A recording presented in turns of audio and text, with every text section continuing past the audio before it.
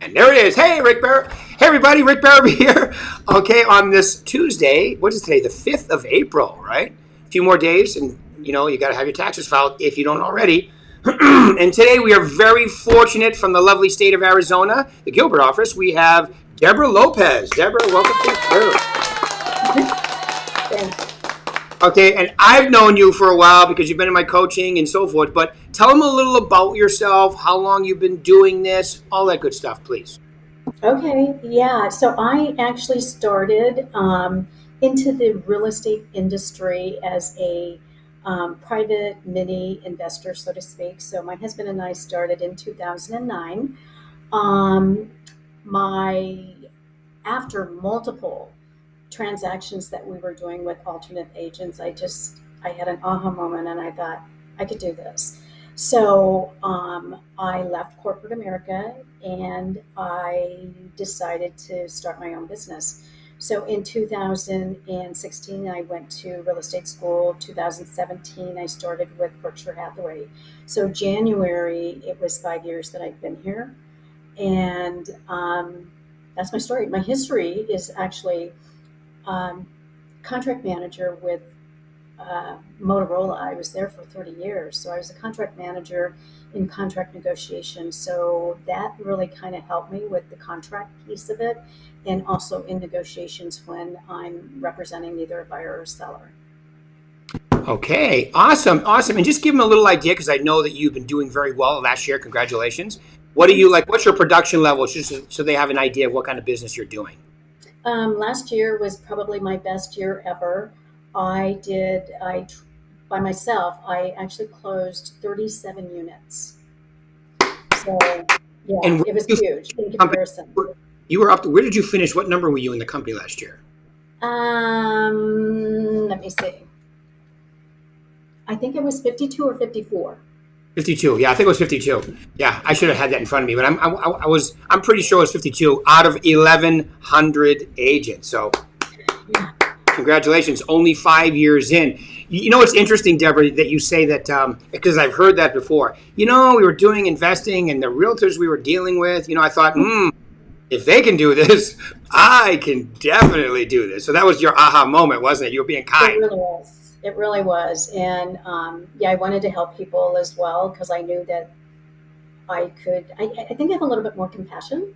And then the other real estate agents that were helping us, I felt like I had a little bit more time and compassion to um, get back and help them, guide them through the process. Because a lot of people think that it's just so easy, but it's really not. There's a lot of emotion that goes into sellers and buyers, especially in today's market. The market is so hot, and poor buyers at this point in time, it is very, very difficult to buy a house. We have three buyers right now, and all of them are being outbid by cash still.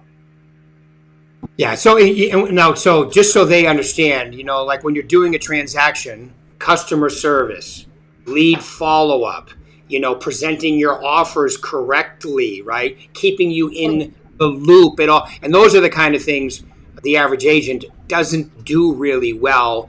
So when you've experienced that yourself, now when you come in as a consumer, hey, this is where I didn't like it. So that's where the gaps that you're filling to be at 37 transactions by yourself is incredibly awesome. So great job. Thank you. All right, cool.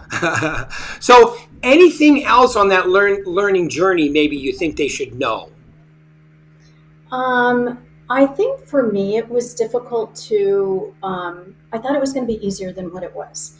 It's really, truly hard work. I feel that either you're in or you're out. You can't have one leg in and one leg out. Consistency. You got to be consistent in what you're doing. Um, I think also networking is really, really key. In right now, where the buyers are kind of struggling with trying to get in the door because people are being outbid. Our clients are anyway.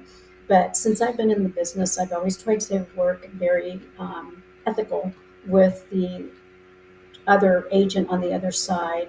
And two of my buyers just this past year, because I had worked in the past with other listing agents. So when I call them and say, "Hey, remember, We had that house on Magnolia that was such a clean, smooth transaction. I have another buyer. I'd love to do business with you again. What does it take for me to get my client in the door? And I've been able to get insider information. And I think that helps to network and not get anybody pissed off at you or have an ugly transaction because they remember. Mm. Yeah, especially as a consumer where you are involved in it, you can really, like for me, like I teach success series. And one of the reasons why I think I'm decent at it is because I've made every mistake you could make in real estate before I learned all the stuff that I currently teach. So when you've been in a transaction and you've been involved with somebody who's not calling you back, not giving you the customer service, your Mhm. offers aren't getting, and I could go on, but I won't. But so all that's really helpful to you. That's great. I love it. I'm more of a face to face person. I'm not really a phone or a text person. So if I know where, um, one instance, I knew that the client or the listing agent, it was a coming soon. We had lost out on so many opportunities. He was having an open house that Friday. And I thought, I'm just going to drive over there and give him this offer. So I actually hand delivered the offer to him. It was a clean offer. I gave him even, I had my client do a earnest money deposit check that I made a copy. I said, we're ready to go, just as clean as can be. And boom, we went pending that night. Right. Nice. Yeah, you got to show the extra effort, right? It does. It extra effort pays off. It really does. It really does. And especially in a market where, when I started with the company in Arizona, I'm going to go by memory. I'm going to say when I started with the company in 2000, what was it, 13? Yeah, 13. There was 40 something thousand homes on the market in Arizona, in Scottsdale, Phoenix area, right? Now there's what, a Not much. thousand, twelve Yeah. hundred, like that. Yeah. There's not a lot. So if you're going to be working with buyers and you want their offers to be in first position, you got to do things differently. You got to act differently. You got to show the other effort. I love when you get somebody that just faxes you or emails you fax. Well, I'll show my age. Emails you over, right, the offer and says, okay, let me know what they say. Well, when Yeah. you have eight others, why would you go with that one? You drove it over. You have all the additional bells and whistles, and you show them why they should go with your client and not somebody else's. That's a great idea. hmm It worked. Yeah, and it works exactly. So 37 transactions. Do you have an idea of your breakdown? Like, did some of it come from prospecting, sphere of influence? How did that break out for you? Um, in all honesty, they were all referrals. Okay. They were all referrals, a friend of a friend or a family friend. Yeah, they're all referrals. I So, spend a lot of time on actually nurturing and building relationships. ah, So once a quarter, I send out a mailing, whether it be whatever um, holiday it is, or I have all of their birthdays. I always send a birthday card. I put my card in there. I know people think that's old fashioned now. I still do it. I do the handwritten notes. Or if I see a commercial, hey, I just thought about you. I saw this commercial that reminded me that when we had that transaction back in such and such, now it's a laugh, before it was stressful, or whatever. I just write something simple and I send it out. I spend a lot of money on handwritten notes. And like Easter, I'll get ready to do my Easter cards and send all those out, handwritten notes again. And then I do a lot of pop buys as well. So for the people that are local, I'm in Mesa, and the people that are local, I'll be doing my little Easter egg drop off as a pop by and spend some time with them. nice. So you actually do like a Brian Buffini type thing, which is you pop by, say hello, and all Mhm. your by referrals. So like with the dropping off the Easter eggs, like what exactly do you bring them, and how many people do you visit? Well, I try to do like 30. That's just in the locally, so that would be Mesa, East Valley, so Mesa, Chandler, Gilbert. Um, and I try to do like 5 a day, so I'll spend like 3 days doing it. But sometimes I can't even get out the door. They're so happy that I'm there and I'm spending time with them. Mm, For Christmas, I actually did it, and I thought, okay, I'll hit 7 houses today. So I did the little truffles that Seas Candy has, dropped them off.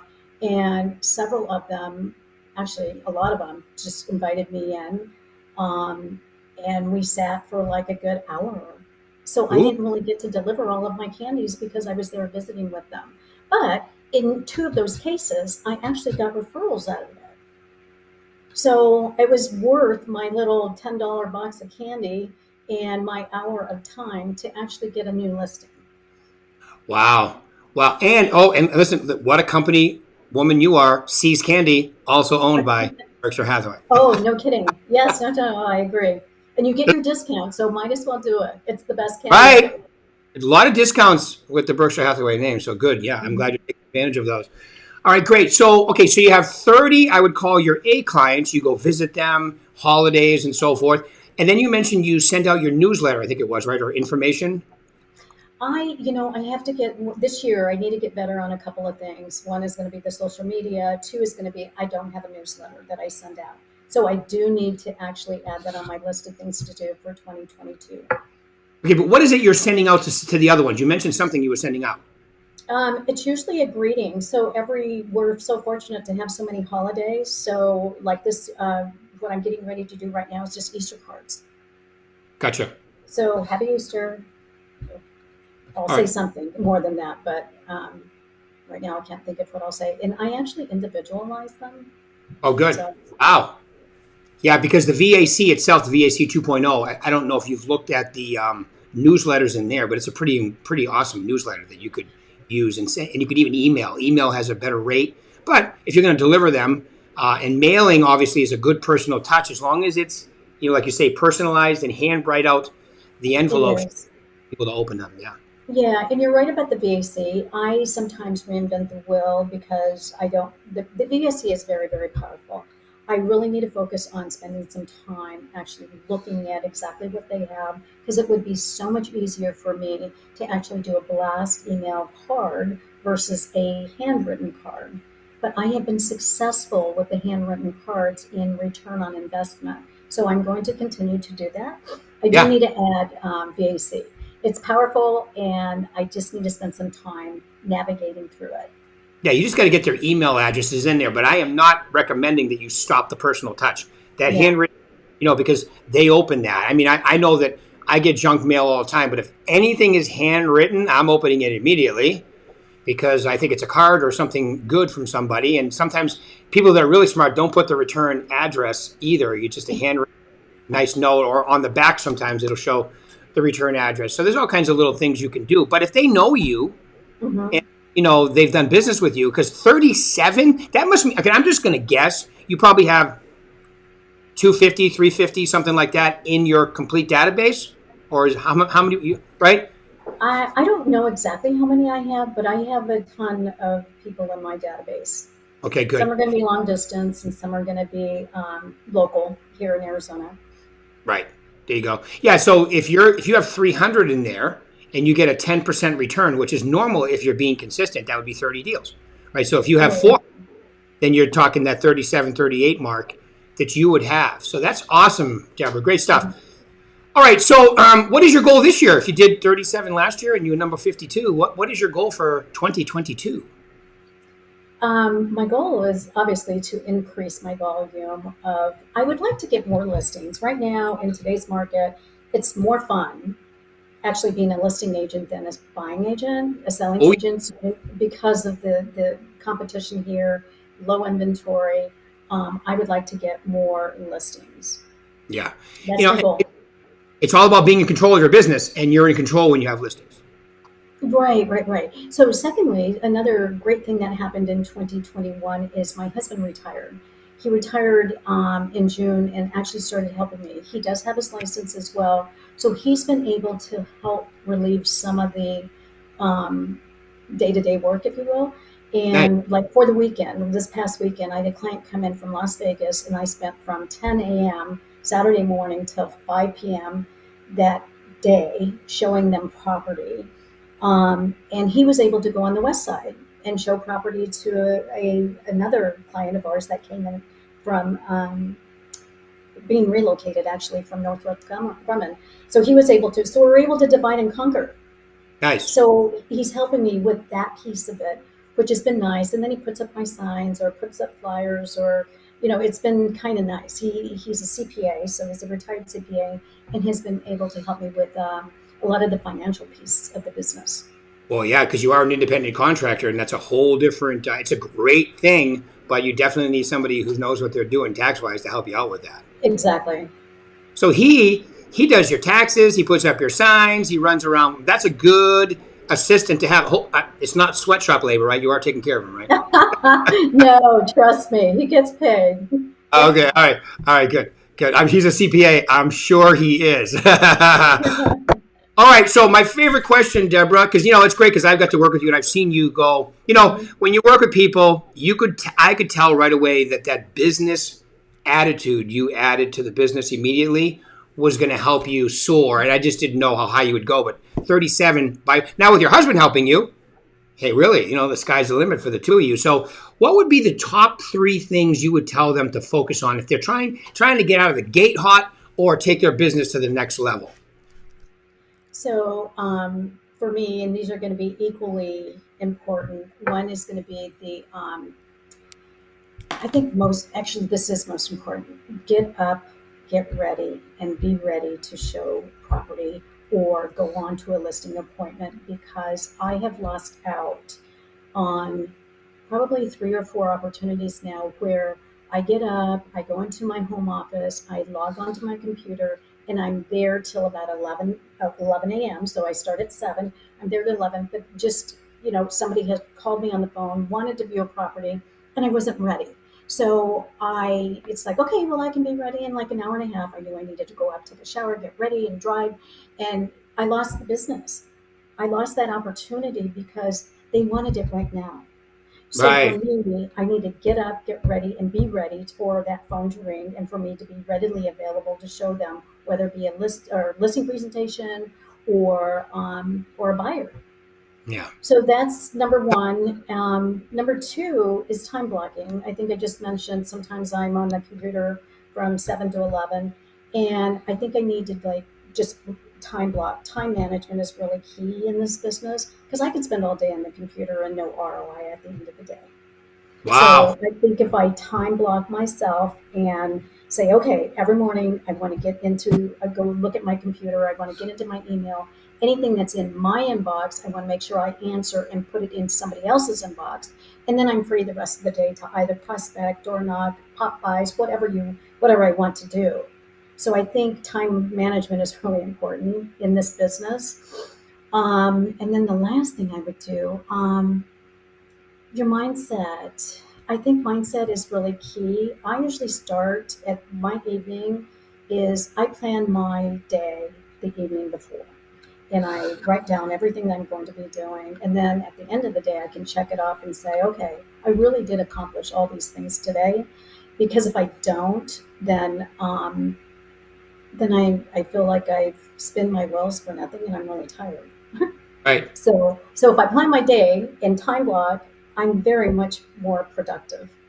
Those are such 3. And it's funny you say the first one about show up and be ready and so forth, because people used to, because I wear a suit every day, people would say to me, well, do you have a listing appointment today? Not yet, but I'm ready if I do, right? So, Yes. and I think it affects your mindset too, because you expect different things when you're ready to go out. Mm-hmm. You're at Mm-hmm. home in a workout suit, and some days that's fine to get caught up. But for the most part, I agree with you. You got to show up and be ready to rock if you expect to do business. Agreed.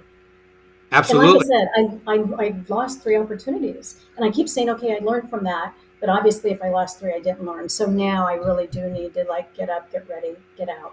I actually am also a in the office type of a person. I do Yep. have a home office, but I feel like I get sidetracked. Right. So it's really more important for me to come in and have this mindset, see other people around me doing the same thing that I'm doing, and it really helps me keep focused. Good. And I just want to tell you, Bill Velto, who's our manager in Upland, he's also the mayor of Upland, California. He says, always good to hear from someone who is working hard to generate business. So thanks, Bill. That's very nice. Deborah, I just want to say thank you very much. This was awesome. You did a great job. Okay. Thank you. And I Thank appreciate you. your time out today. And this is tremendous stuff. for them to hear. And obviously, I'm going to use your 3 points as my social media stuff for this weekend. So thank you very much. Awesome Oh, job. you're Thank you. welcome. You're welcome. Thank you for having me. All right, Deborah. Thanks. Bye, Okay. everybody. Bye-bye. Bye.